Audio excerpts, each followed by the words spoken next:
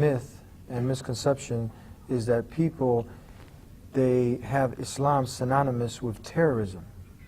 Right. How would you go ahead and explain this away? Well, you know, we have a joke about that when we're in the street talking to people and they ask us, does Quran tell Muslims to kill other people? And we always would tell them that, well, if that was the case, we wouldn't be talking right now, you know? So actually there is, you know, terrorism is not part of Islam.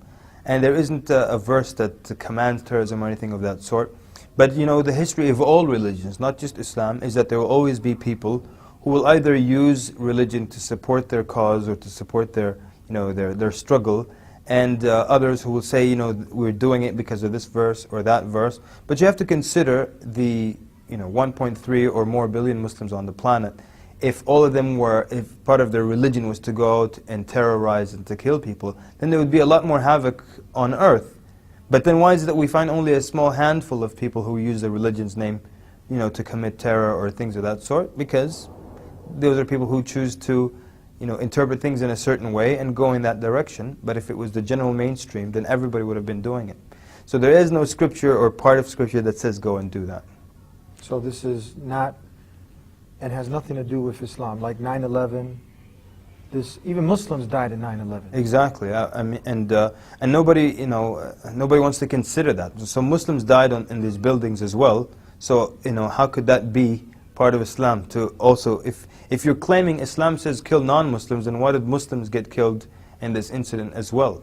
And many other things, like even in Saudi Arabia itself, they had a number of terror acts where civilians and Muslims got killed. So that means then we're dealing with specific, like, rogue individuals who are extremists or who have made interpretations in such a way, and they use certain scripture to say this is how we justify these actions. So we've had also, I know I have it on thedeenshow.com, I've had other scholars on the show that have condemned this, and even when it happened, is it true that many of the top scholars, they didn't get much media press, but they all condemned hijacking airplanes, killing innocent women and children, 9/11, 7/7, whatever, Times Square bomber, all these things are not according with the teachings of Islam?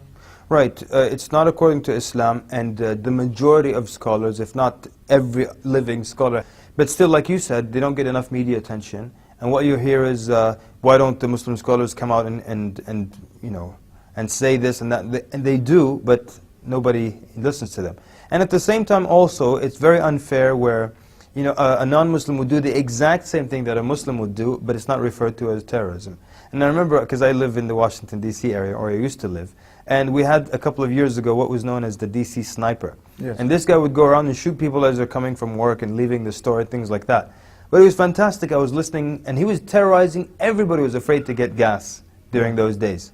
But I remember clearly listening to the radio, and they say, and the authorities have said that the sniper is not, repeat, not a terrorist.